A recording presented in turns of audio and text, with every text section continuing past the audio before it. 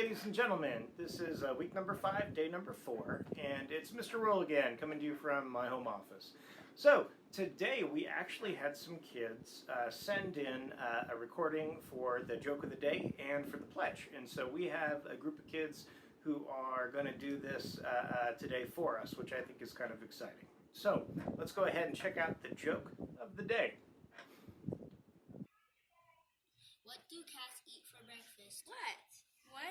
What do cats eat for breakfast? Mice crispy treat. That was super cool. Okay, they're also going to do the pledge, so let's all stand at attention and place our right hands over our heart, and I'll throw it over to them. I pledge allegiance to the flag of the United States of America and to the republic for which it stands, one nation, under God, indivisible, with liberty and justice for all. Perfect. Okay, so thank you again, guys, for sending that in to us. If you would like to do the pledge or the joke, please send us your videos, and we'd be happy to put you on for the announcements in the beginning of our online learning. Remember, I just want to remind everybody, May 29th, 2020 is the day that you need to be caught up on all of your schoolwork. Okay, again, May 29th, 2020, you need to be all caught up. I know some of us are a little bit behind, and that's a-okay, but if you have to do a couple lessons over the weekend or maybe do 2 lessons a day and get caught up, let's make sure that we're all caught up by May 29th, 2020. All right, have a great day of online school. See ya.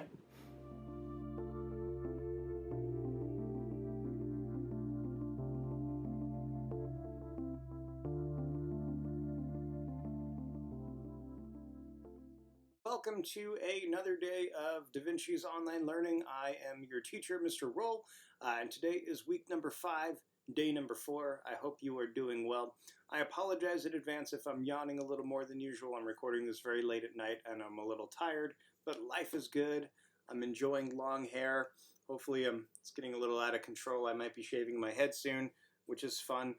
So life is good. Oh, and I just got an email.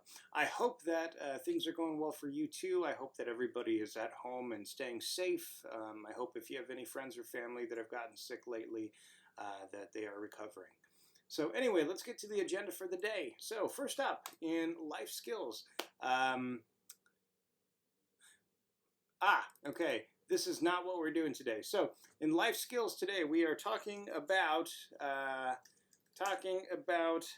the inverse relationship between purchase price and repair price. Okay? Older cars are more expensive to maintain. Okay, that's the basic idea. Okay, so in life skills, we're talking about we've been talking about the advantages to buying a used car. And today we're talking about, I guess, some of the disadvantages of buying a used car. So you have like the full story, okay? Then in today's economics and current events, we're talking about market prices by combining the supply and demand curve together on the same graph. We're going over that. In history, we are briefly talking about the rise of the American cities and how immigration and migration patterns changed during the Gilded Age. Then in literature, we're reviewing last night's very exciting chapter from the graveyard, chapter 9, and your homework is to read chapter 10. In science, you don't have any homework. We're just going over something called the Bernoulli Principle, or Bernoulli Principle. The Bernoulli Principle is difficult. Now, I am not very good at math and science. I need a lot of explanation. I need a lot of time to kind of mull things over. And when I was, I guess, in middle school, nobody ever took the time to really go over the Bernoulli Principle with me, and so I never really understood it that well.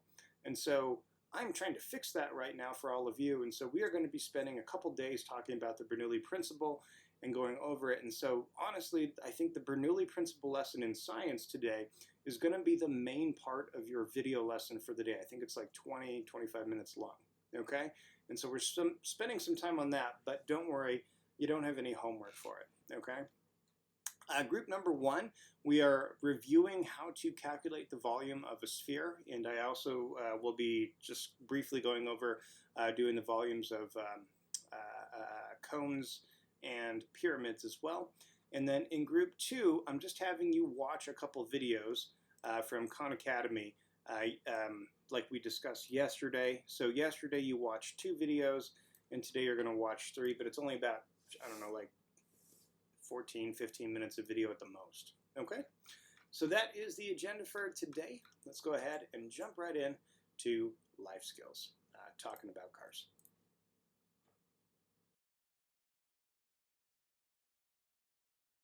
All right, let's go ahead and get started with life skills for week 5, day number 4. Now, after the last couple days and talking about cars and buying used cars and new cars, you might be thinking to yourself, well, great.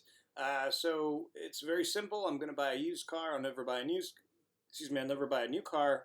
Problem solved. Very simple. Okay, done. Life is a little complicated sometimes, though. And so there are some drawbacks to buying a used car, and that has to do with the inverse relationship for the amount of money that you have to spend to maintain and repair your car. Okay? And so inverse relationship is a big fancy way of saying this, but let me explain using some pictures. Okay? So, all right, let's talk about money spent buying a car. Okay. Let's talk about money spent maintaining a car.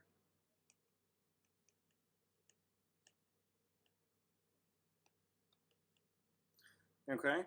So, if you spend a lot of money when you buy the car, let me use a different color. Okay.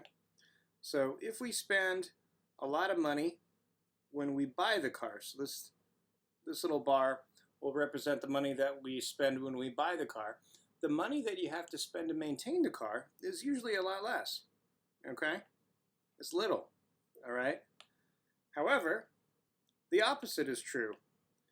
If the money that we spend to buy the car initially is smaller, okay, the money that we have to spend to maintain the car is bigger. Okay?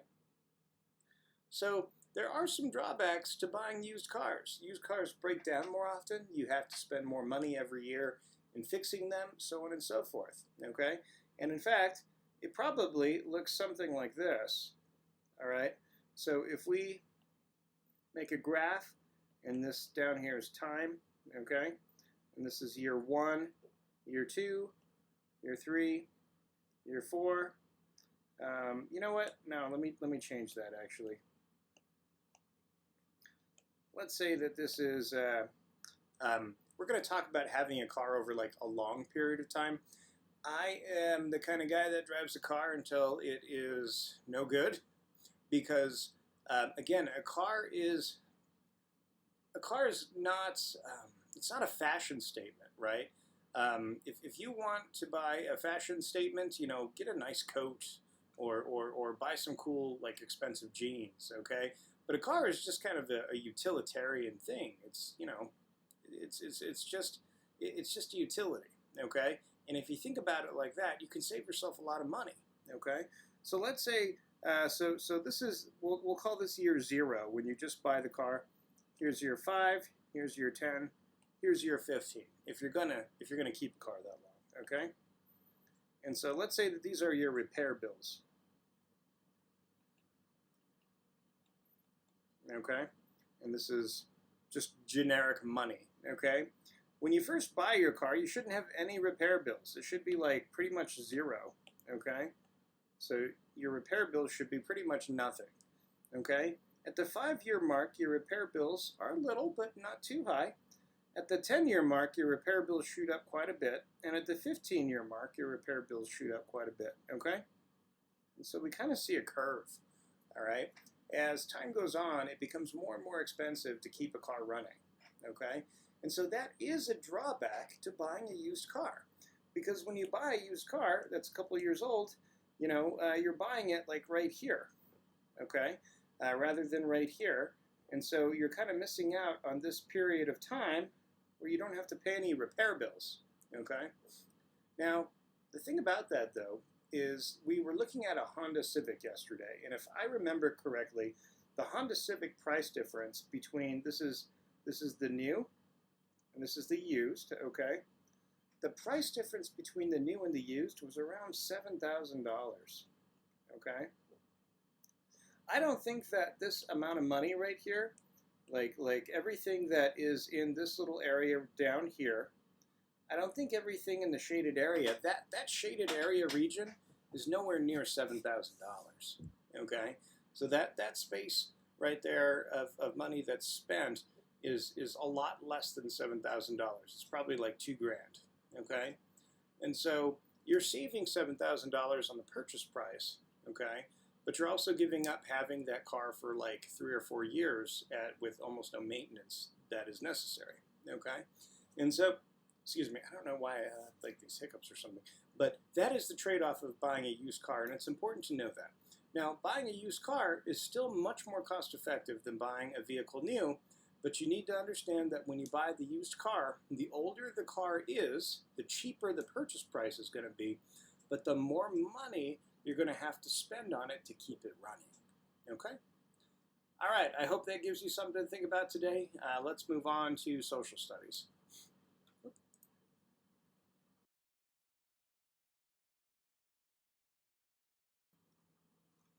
All right, ladies and gentlemen, I don't use the iPad for math at all today, so I'm going to be using it again for current events and economics, and you don't need to see me for this, so I'm not going to put my face in it. So, yesterday we had discussed supply curves and demand curves, okay? And so when we talk about the supply curve, just a quick review, okay? The supply curve on the graph, it looks a little something, okay, this right here is the price of the product, okay, price and money. This is the amount or quantity.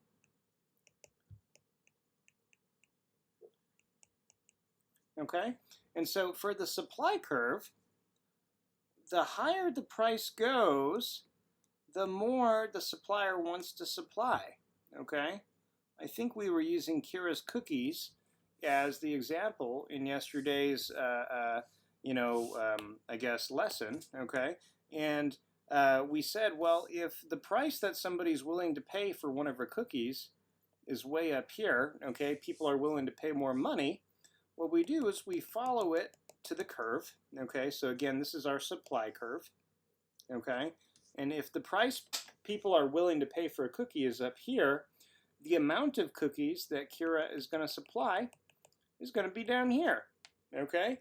Because Kira is a smart person, and naturally she will want to supply more cookies to the market if people want to give her more money for them, okay? And that's the way the supply curve works, okay? And then we were talking about Riley, and Riley was, I think she was buying like cheeseburgers or something like that, okay? And we were talking about demand curves, okay? And so the demand curve kind of looks exactly the opposite, but it's a very similar graph, okay? Right here we have our price, down here we have our quantity or amount, but it's going to go in the opposite direction, okay? So if Riley is buying cheeseburgers, okay, she wants the price to be as low as possible. If she gets a really low price, the amount of cheeseburgers she's going to buy is really high. And so for cheeseburgers and for anything else that Riley wants to buy, the demand curve is the opposite, okay? So this right here, our demand curve, is going to go the opposite direction, okay? So if the price of a cheeseburger is super low, Riley is going to buy a bunch of them, okay? She's going to buy this many down here. However, if the price of a cheeseburger goes up really high, so if the price is all the way up here, Riley's going to buy far fewer of them. She's only going to buy down here because she can't afford to, or she doesn't want to spend all of her extra money on the same cheeseburger, okay? And so again, that is the supply curve. Supply curve goes up and to the right. Demand curve goes down and to the right, okay? And now today, we're going to take a moment and we're going to put them both together, okay? So we have our normal graph that you've been seeing, okay? And again, we have our price. We have our quantity or amount on the bottom. And this graph works for literally any product, okay? We have our first curve, which is our supply curve.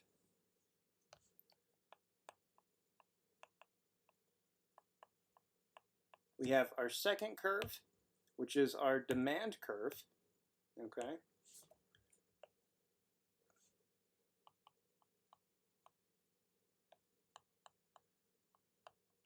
And so let's say that we are, just pretend that we are graphing the supply and demand curves for Takis.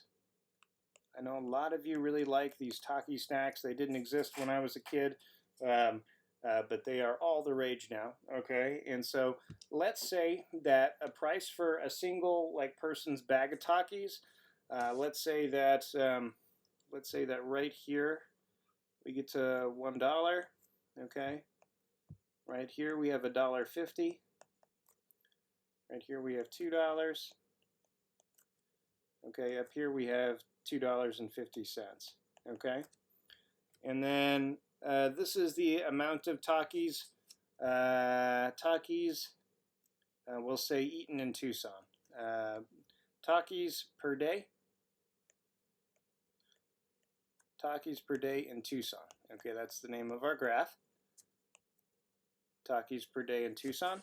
Okay, and so the blue supply curve, the supply curve is the amount of bags of Takis that the Taki company, I don't know if it's Frito-Lay or something, that the company wants to produce.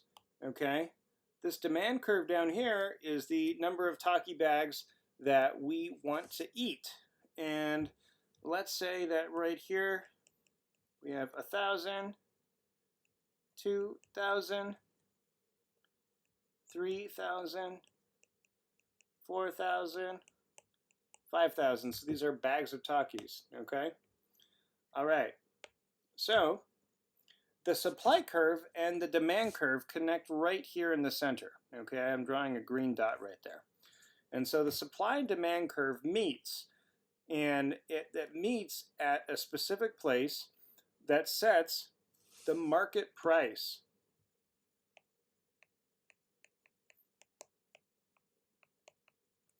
So the supply and the demand curve meet to create the market price. And so at this specific market price for Tucson, a bag of Takis is $1.50, okay?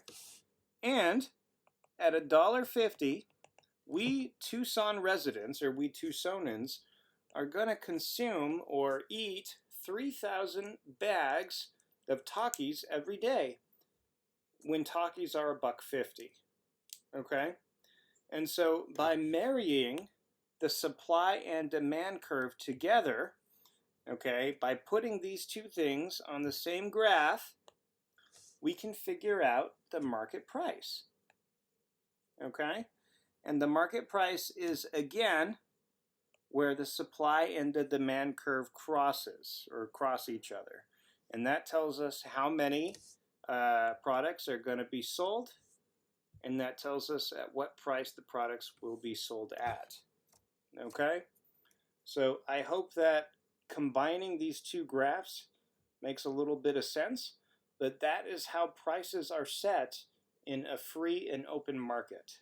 Okay? So if the market is free and open, and there are lots of people making similar products like Takis or Cheetos or chips, they're all kind of very similar, okay, snack foods, okay. In a free market, this is how prices are set, and this is how we calculate how much of something people buy. All right, that's it.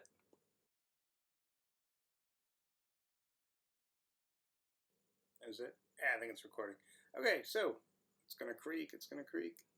Oh, I was able to sit up without it creaking. Okay, so American History, Week 5, Day 4. Today we are going to talk some more about the migration of people from the countryside into the city. Okay, so here's a crazy thought.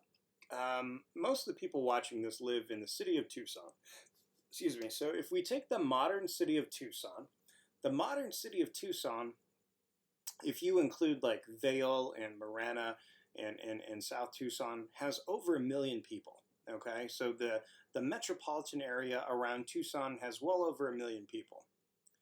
If the modern city of Tucson, if all of us here suddenly were magically warped backwards in time to the time of the Civil War, if that happened, the city of Tucson would be the largest city in the United States of America. During the Civil War, no cities had over 1 million people. And so again, the city of Tucson today is larger in terms of the number of people than any city around the time of the Civil War. Okay? So America's small cities all began to change around the Gilded Age because, again, of the things we've been talking about, the Second Industrial Revolution and whatnot. But it also changed because we had a lot of people immigrating from Europe. So we're going to be talking a little bit more about that. We had people immigrating from Europe. The Gilded Age saw a large influx of people coming in from Asia. During that time is actually where my family comes from. My family immigrated from Asia in the late part of the Gilded Age. That's where my Chinese side comes in. And we also saw a lot of migrants coming in from Mexico and Latin America during this time. And so previous to the Gilded Age, like Civil War and before, most of the immigration was all from Western Europe. You know, your Germans, your Irish, your English, your French, you know, your Spanish, your Portuguese. All of those people were the original immigrants into the country. But in the Gilded Age, again, we saw that change. And so we started getting more immigrants from places like the Ukraine and Russia, and again, like Mexico and China, okay? And so, again, those are some of the changes in the Gilded Age, and I will leave the rest of the explaining up to Khan Academy. So watch your Khan Academy video. There's no quiz or anything like that for you today. I just need you to pay attention for, 5 to 8 minutes for that Khan Academy video, and you're good to go. All right, let's jump into literature.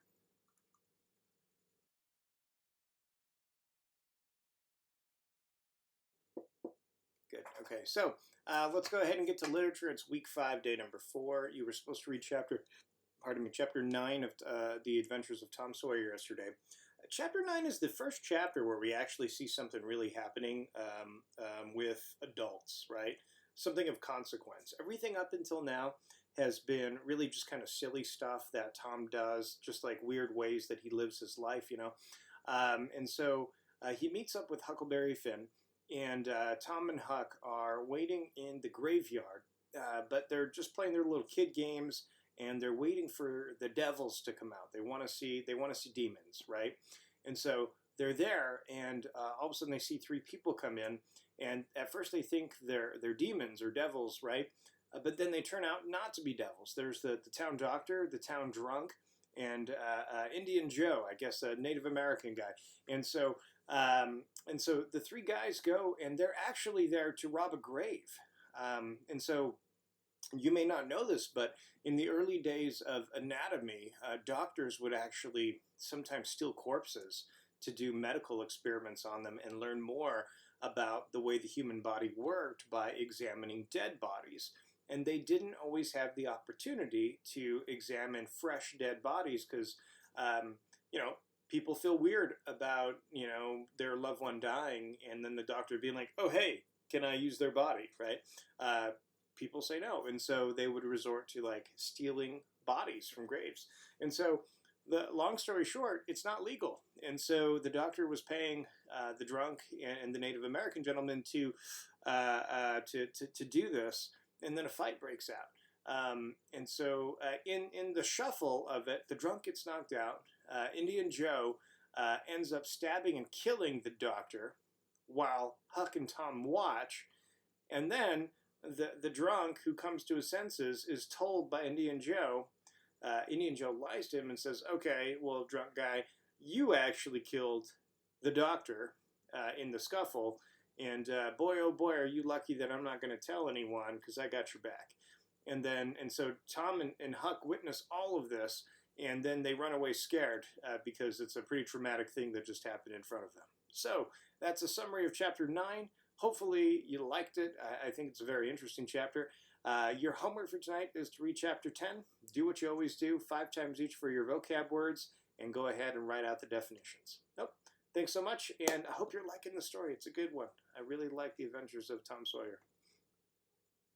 Oh, let's go on to what's next. Oh, science, the main course for today's lesson. Science for week 5, day 4. Today we're going to introduce you to something new called Bernoulli's Principle. Now, Bernoulli's Principle is, it's a little bit, so of course it's a scientific fact of life, I guess you could say, but it's not incredibly intuitive. In fact, the Bernoulli Principle is kind of the opposite of what a lot of people would think at first. So to introduce you to the Bernoulli Principle, I am going to read a little bit out of the book with you. I'm going to show you a demonstration in my kitchen, and then we're going to watch a couple of YouTube videos and kind of talk about different ways to think about it. So there's no homework today. I just want you to learn about the Bernoulli's Principle because I think it's really interesting, and it governs the way many things in our everyday life work. And so, again, let's go ahead and get to it. So, does water push or pull? Okay, so let's go ahead and read through this. So, hold a plastic spoon loosely by the edges of its handle so it is swinging freely between your fingers. Turn on a faucet to produce a steady stream of water and predict what will happen if you bring the curved back of the spoon into contact with the stream of water. So the water is coming down and the curved back of the spoon touches the water. What is going to happen to the spoon? You might think that's a silly question. Okay? Test your prediction. Repeat the test several times. Okay? So I did the test for you so you can see what happens to the spoon. And again, it might not be what you're thinking. So let's go ahead and watch that video.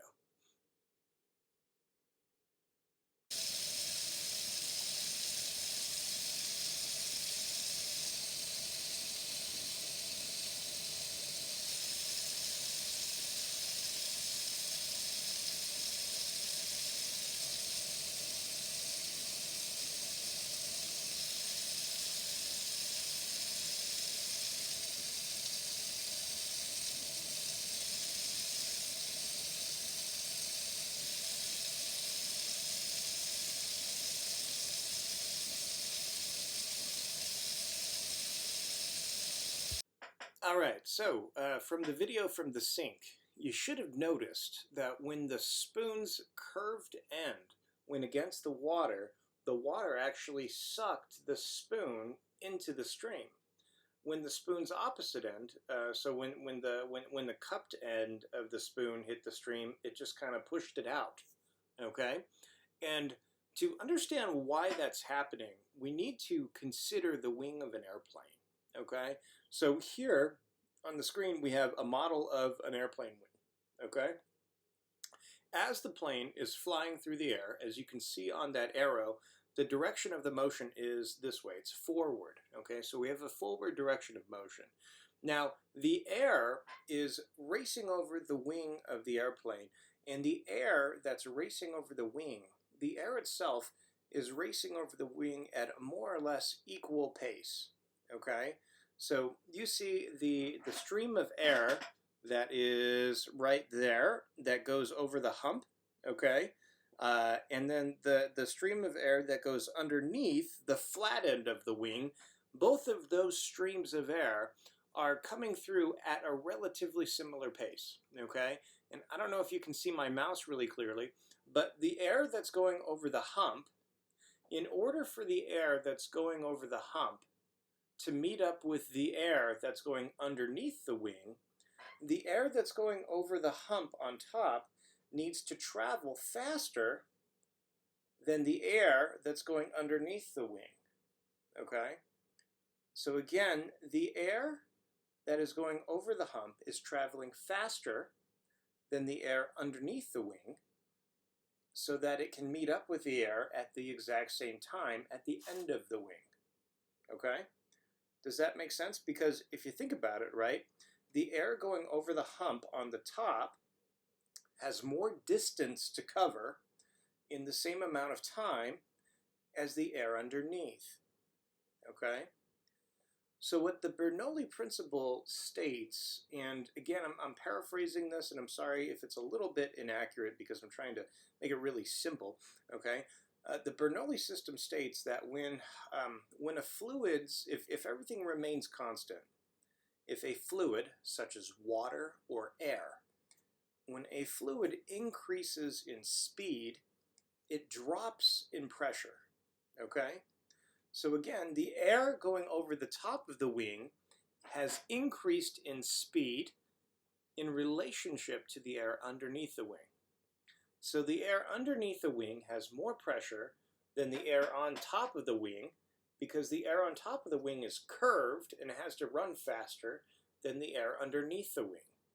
And so what happens then, since the air underneath the wing has more pressure, okay, it creates a lifting effect, all right? Just like you saw with the spoon in the stream of water, the spoon in the stream of water, okay, the spoon was actually drawn towards the stream of water. The cupped end of the spoon was drawn towards the stream of water because the fluid running over the cupped end of the spoon had to run faster than the fluid on the opposite end, and therefore it created less pressure and sucked it in.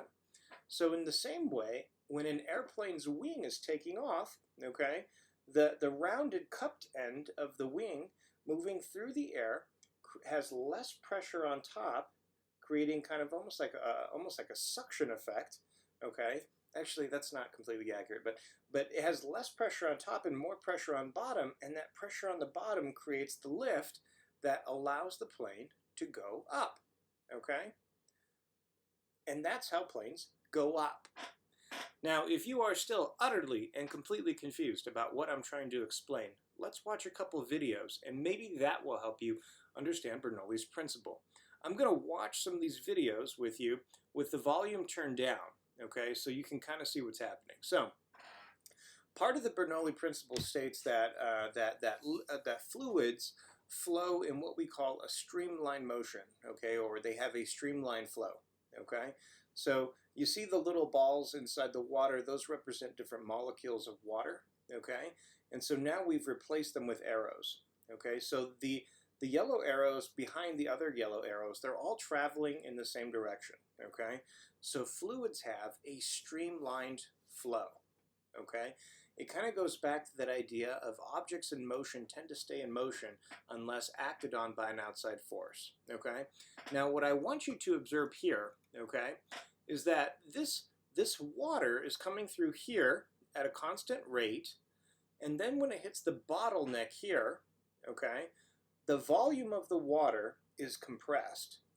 And when the volume of the water is compressed, the water is still coming through at the same rate. It's still the same amount of water that's flowing through the pipe. So the pipe doesn't suddenly slow down, okay? The pipe doesn't suddenly slow down. It's still the same amount of water. So the fat end of the pipe has the same amount of water as the skinnier end of the pipe.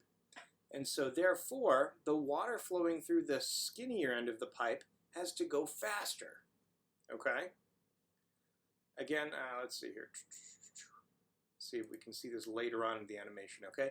So if you watch the animation here, the water on the fat end over here is going slower than the water on the skinny end.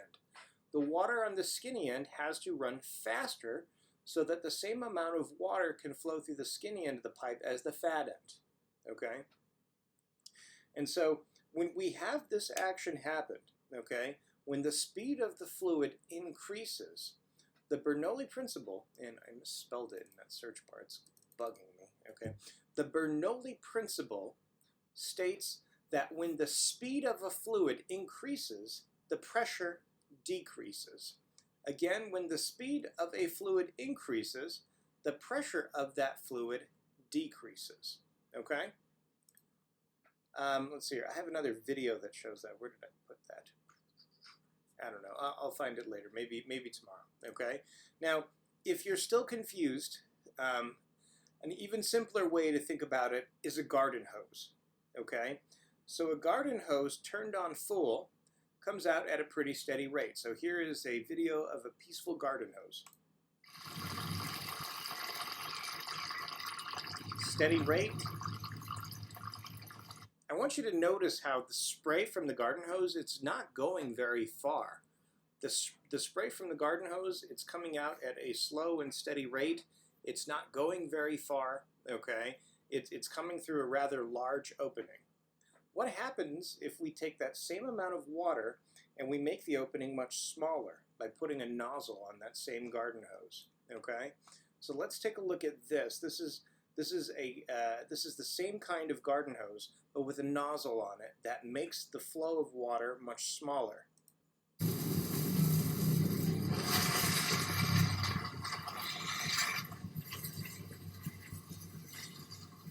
So do you see how the speed of the water has dramatically increased because the opening that the water is coming through has gotten smaller, okay?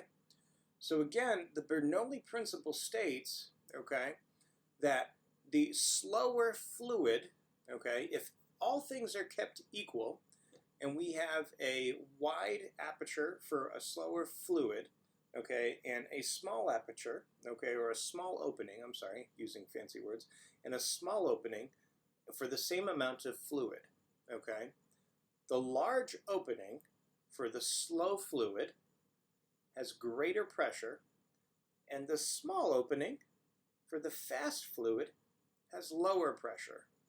So again, big opening, all things kept equal, the bigger opening has higher pressure, okay, and it's slower.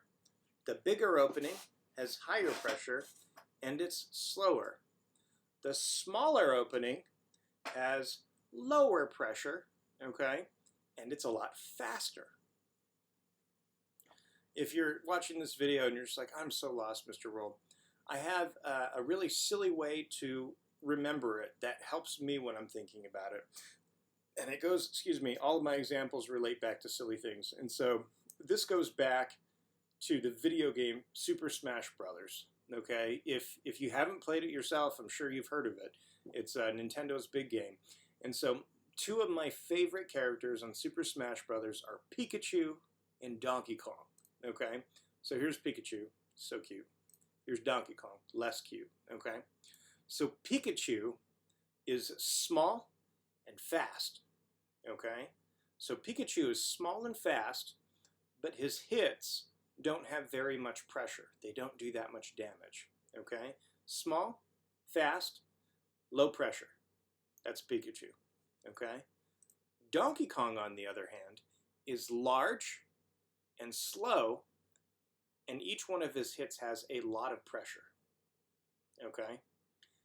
And so if you remember Pikachu and Donkey Kong, Pikachu small, fast, Donkey Kong big, slow. Pikachu, small, fast, low pressure. Donkey Kong, big, slow, large pressure. That illustrates, in a nutshell, in a weird, roundabout, goofy way, the Bernoulli Principle, okay? Because when we are, when we are looking at a tube, okay, carrying liquids, okay, this fat side would be the Donkey Kong, okay? The fat side would be the Donkey Kong, okay, because it's big, it's slow, it has higher pressure. The small side would be the Pikachu because it is small, it's fast, and it has low pressure, okay? And I have one more video to show you. Let me go ahead and bring that up here, and it actually shows the pressure differences.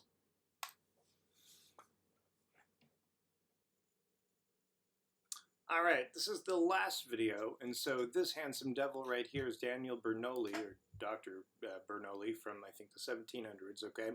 And so here we see the same example, okay? There's a tube with a large, slower end, okay? A smaller, faster end, and then another large, slower end. And just like with the garden hose with the attachment, okay, we have a constant flow of fluid going through this tube. Now, the reason why I like this video is if you look on top there, we have these little round things, and these are pressure gauges, okay? They tell us the pressure per square inch on that the water is exerting, okay? And so let's go ahead and watch the video here, okay? So you see the liquid in section B, the smaller section, is going a lot faster, okay? But when you look at the pressure gauges here, we have 1,000 psi, which is higher, and then the faster section is 900 psi. And then when we get back to the slower section, it goes back up to 1,000 psi, okay? And here we see some lines that are kind of showing us the path of the fluid, okay? So the fluid in the center stays there, and the fluid up here is condensed here, and that condensing of the fluid causes the fluid to flow faster, lowering the pressure, okay? And so hopefully that last video kind of ties it all in together so you can kind of understand if there's, again, going back to the example with the spoon, if there's less pressure on this side and more pressure on this side, okay, less pressure, more pressure, it's going to move this way, okay? An airplane's wing, less pressure, more pressure on the bottom, it's going to move this way, okay? That's why planes go up and the spoon went to the side. Okay. All right. Hopefully you've been able to kind of follow along with this. I know it's a lot to take in. The book does not do the best job explaining, in my humble opinion. And so hopefully all of this roundabout crazy stuff that I've been showing you today, talking about Donkey Kong and Pikachu and big and slow and high pressure and small and fast and low pressure, hopefully somewhere along the line something there connected with you so you were able to begin to comprehend Bernoulli's Principle. So we're going to be talking about this again tomorrow, and we're just going to read straight through the book tomorrow when we go over this. Anyway, thanks for your attention.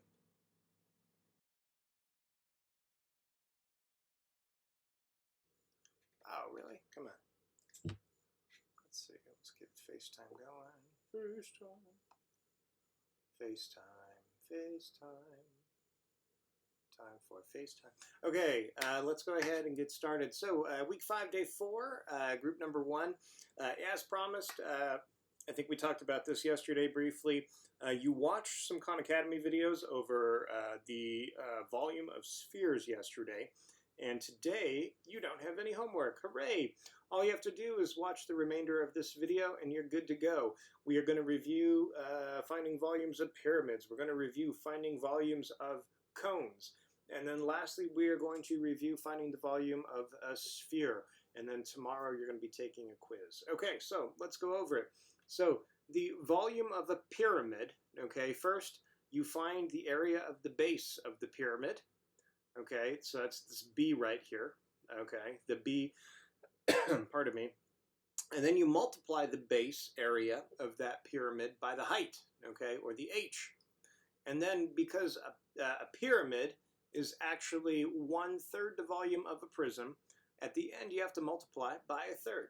Okay, so again, you figure out the area of the base, you multiply that by the height, and then you multiply that by 1/3 because it's only 1/3 of the volume of the same shape with the same base. That's a prism, okay, but it's a pyramid. All right. Here's another pyramid, same idea.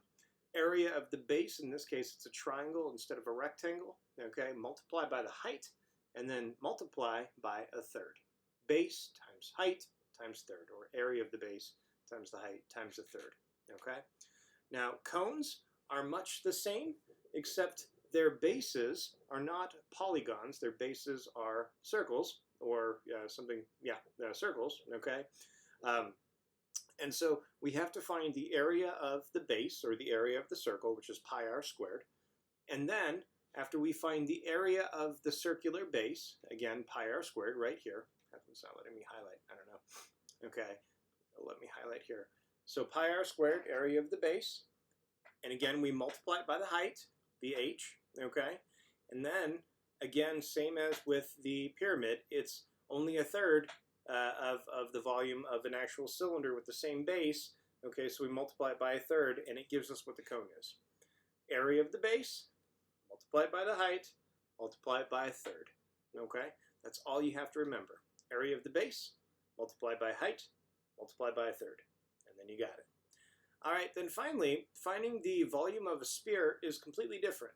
Okay, it's a completely different formula. And so you just have to either memorize the formula or at the very least know how to use it. So the volume of a sphere uses the radius of a sphere, just like finding the area of a circle. Okay, but on a sphere, the radius begins in the very center of the sphere, and it goes out to any of the endpoints anywhere on the sphere. Okay, so you take the radius, and because we're working with units cubed and not units squared, it's not pi r squared, because pi r squared is for a two-dimensional object. It's pi r cubed, because we're working with a three-dimensional object. We take pi r cubed, and then we multiply it by 4 over 3. And we're done. Pi r cubed multiplied by 4 over 3. And that is the volume of a sphere, or it tells us how much, I guess, space that sphere takes up in like real space. Okay? All right, that's it. You just have to remember how to use that formula. Remember, when you're finding the volume of a sphere, it's three-dimensional, not two-dimensional, so it's pi r cubed times 4 over 3. Okay? All right, that's it for math today, and that's it for your lesson. Go ahead and do your homework, and you're done. I hope you guys learned something today, especially with the science stuff. That was pretty difficult. We're going to be talking about it more tomorrow. But yeah, I hope you have a great rest of your day. Take care. Oh.